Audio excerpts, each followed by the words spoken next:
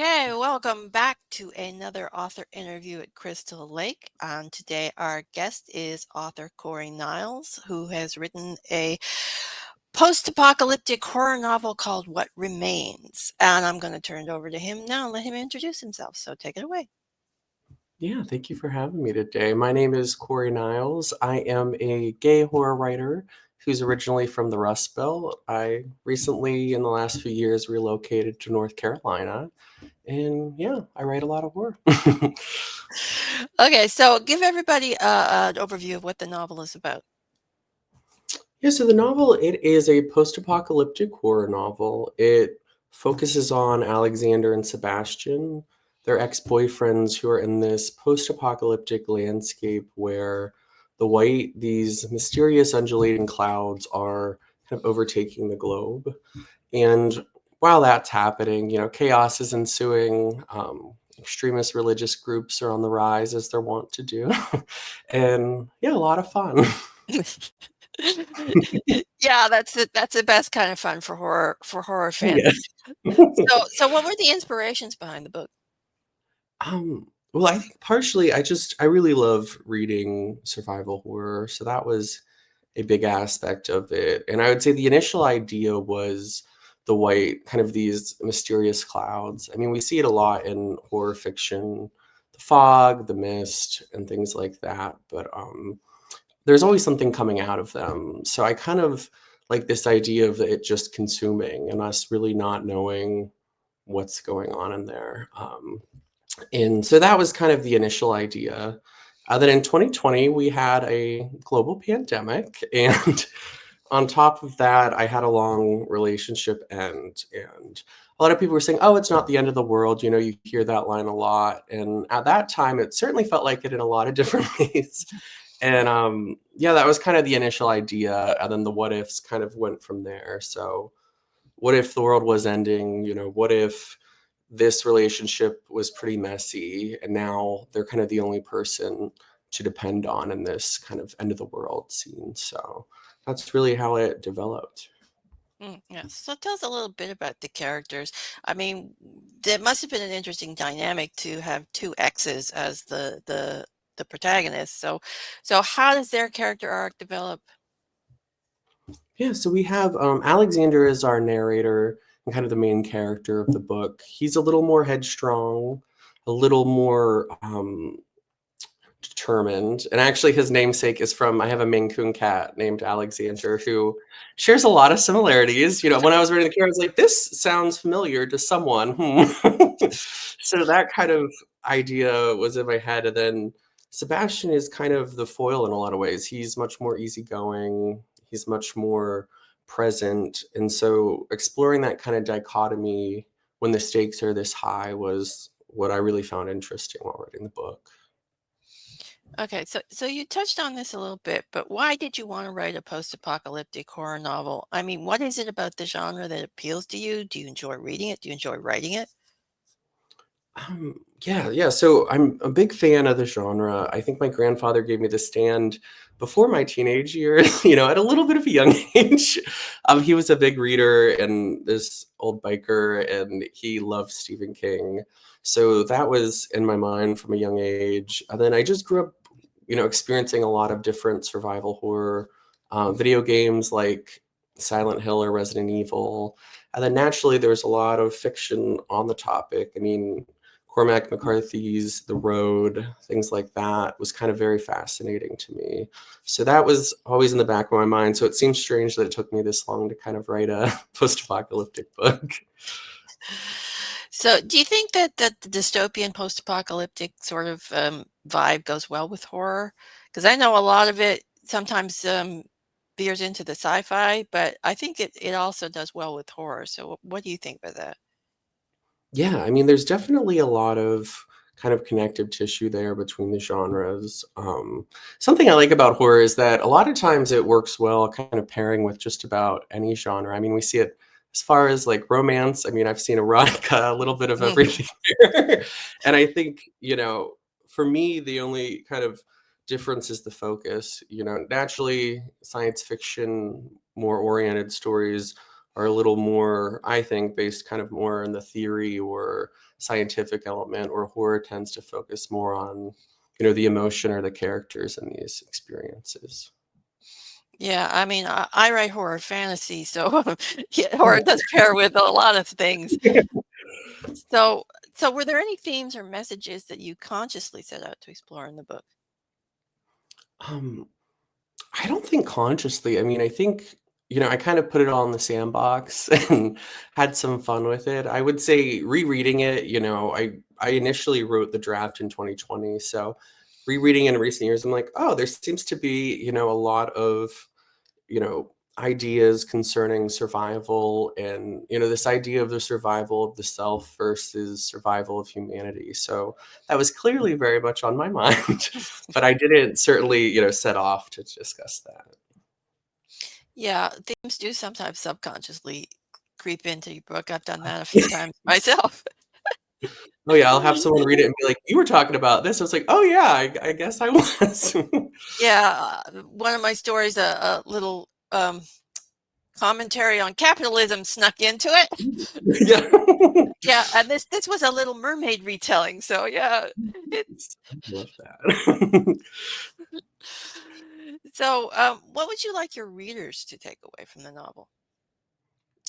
Um, hmm, I would say that's a tough one because, at least for me, everyone brings their own kind of experiences and everything to the table with a book. So I don't know if I have a specific pinpoint. I mean, for me, something I love about horror is naturally it's these awful things, but there is that kind of catharsis because, we're taking things we experience every day and we're kind of amping them up to an 11. So I would say if you get anything, maybe it's that catharsis from kind of exploring survival that, we do every day when we get out of bed, but in a much grander scale when the world's ending.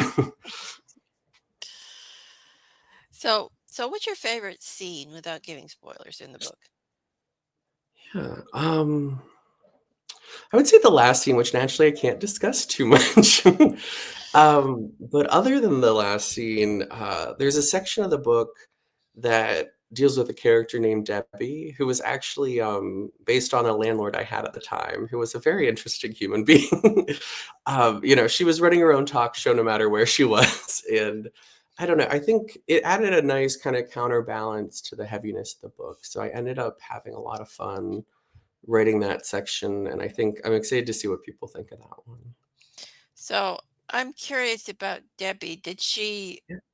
meet a bad end or things happen? Did her Um, little catharsis there? well, she didn't have the best end, but Debbie in real life, she's always ending on top. She's doing great. I love her. Okay. So yeah, okay, yeah. Well, we won't be mean to Debbie then. Lovely lady. Is she watching right now? No, I'm kidding. Okay, I'm just saying because landlords in general, I think sometimes get a bad rap. So it's just yeah. Oh, yeah. Now, some of the other ones, if they were in the book, they might have ended a little differently, but she was a fun one. Okay, so did you find anything challenging about writing the book? Did a scene or a character give you any trouble? Um, I would say characters always give me a little trouble, especially as they develop. I mean, when I initially start, I feel like they're developing with the story, and I'm a plotter. I love having a nice little outline, and then naturally the characters mess it up. As it goes along, they're like, "Oh, I don't want to do that." So I Yeah. would say, that's something that's a little challenging but fun. I mean, with this one, I felt like it branched off in a lot of ways that, eventually I just kind of threw out the outline and kept going. Yeah, I know that feeling about the characters. Yeah, I've had characters come and tell me, "Yep, we're villains. We're not nice characters. You have to go back and change all of that stuff Oh, now." yeah. You're like, "Really now?" Yeah. Yeah, and I had one story hijacked by an evil chicken for Oh. 6 months. Oh, wow, I'm gonna have to get the name of that one. That sounds Yeah, that amazing. that book's actually coming out in November. It's the Tales of the Norse Gods is what it is. But yeah. Oh, Oh yeah, I'm gonna I've got a whole video on the evil chicken for my oh, YouTube. that's great. So Is there a facet of writing fiction that's tricky for you in general? Um, it's usually what to include. I'm a bloated writer, so I mean, even the first draft of What Remains is probably 3 times as long as what it ended up being. That whole idea of that we only see the top of the iceberg, but I get a little pedantic with the bottom when I'm writing. I'm like, "Oh, I need to know everything." And then naturally half of it never makes it, onto the page. But I think kind of paring it down is usually a difficulty for me. Yeah, and What Remains I try to kind of make it almost more episodic for the parts. It just seemed to fit well with this kind of drifter, place to place kind of story. So that definitely helped because then it's almost these little contained episodes throughout. Yeah, I'm the opposite. I'm an underwriter. I always have to add stuff to my story. So, have you branched out into other genres, or do you prefer writing just horror? Horror is my first love. I mean, I think it probably best fits a lot of my stories that I write, but I'm certainly not always contained to it. I'd say usually I get the idea, start thinking of what's the worst character to be in that idea, and then write it from there. So kind of like what I said before, I think it blends well with a lot of genres. So I do like it in that respect because you can play with quite a bit there. But yeah, I've written a little bit all over. I mean, I think 2 years ago I wrote this supernatural romance that is sitting beautifully in my trunk and maybe will someday see the light of day. But I don't know, horror seems to have the best traction for me, so it usually is what ends up out there.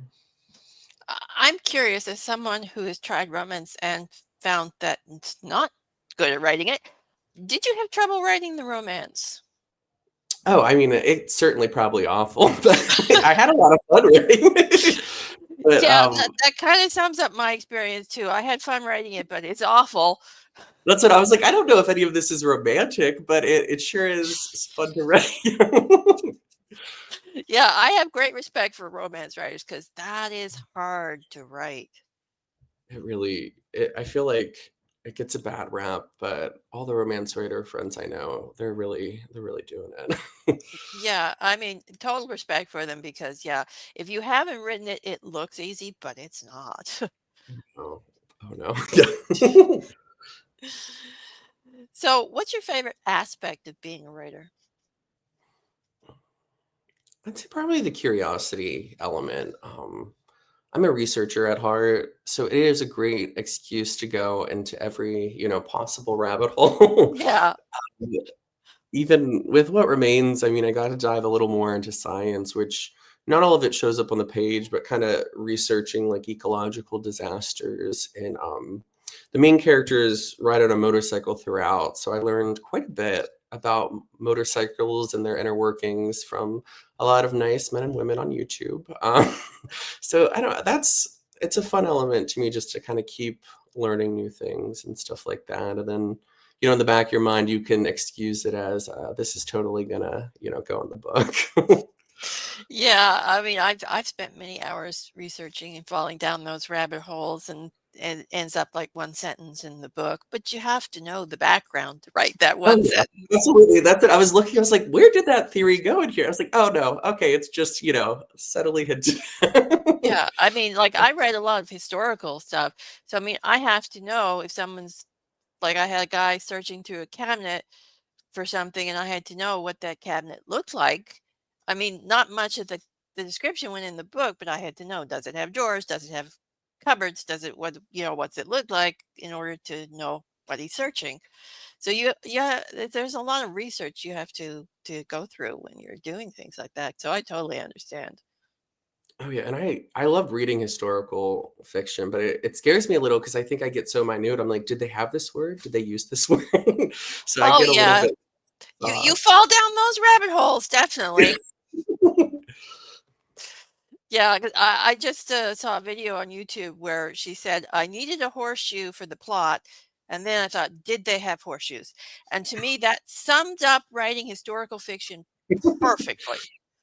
Oh yeah, no, I love reading it, but I don't know if I could write it because I'd get so lost in the weeds. So, who are some of your favorite authors? And is there anything special on your to read list this year? Hmm. Um, I do bounce a bit around with genres. I mean, I'll read anything Tana French, Donna Tartt, Grady Hendrix, right?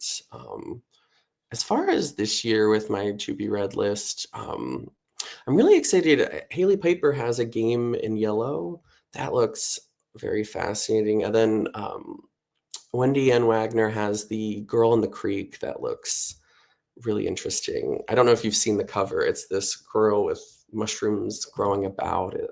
I'm very excited for it. Yeah, some of those covers can really intrigue you, can't they? Oh, yes. Okay, so tell us about some of the other books you've written. Um, so other than What Remains, I have one other novel. It's called Blood and Dirt. It's definitely more of a horror thriller. It's set in Pittsburgh, and it follows a gay couple who fall victim to a hate crime. And then weeks after one of their funerals, the person in question shows up again. And, chaos ensues, as it often does. And I also have a poetry collection called Death and Other Forms of Devotion. It it's kind of more of a queer religious horror collection. I actually wrote it at the same time as What Remains, so there's definitely a lot of connective tissue there for sure. Yeah, that's interesting. I write poetry too. I have a few books out as well, and I also write. I write across the spectrum with the poetry, but I also write a horror poetry. I've got a couple of books of horror haiku out. So, how different for writing poetry is it for you for writing novels? It does feel like a different aspect of the brain. I mean, I feel like something switches. If I go to switch back to fiction, I feel like I get too minute with, wording and sound. So I don't know. For me, it's much more visceral. I feel like I Mm. get a lot weirder in poetry than I do in fiction. My fiction's a little more buttoned up, to my poetry's like, oh wow. Yeah, you can be a lot more fluid with the poetry, I think, and a lot more experimental. It's more forgiving than fiction with the experimental stuff. Yes, absolutely. Okay, so what are you currently working on, and what can readers expect from you in the future? Well, last year I finished an eco horror poetry collection that it's entitled "In the Woods Only the Trees Hear You Scream," and it's forthcoming from Rooster Republic Press. So I'm excited for that one. This year I've been working on a novella that might end up being a novel because I never can shut up apparently. That's contained to a single apartment, and it's led me down a lot of research into modern mummification, which is very interesting. A lot of fun, and then otherwise, I have two other books within the world of What Remains that I kind of have tentatively planned out that I'm kind of excited to dive into.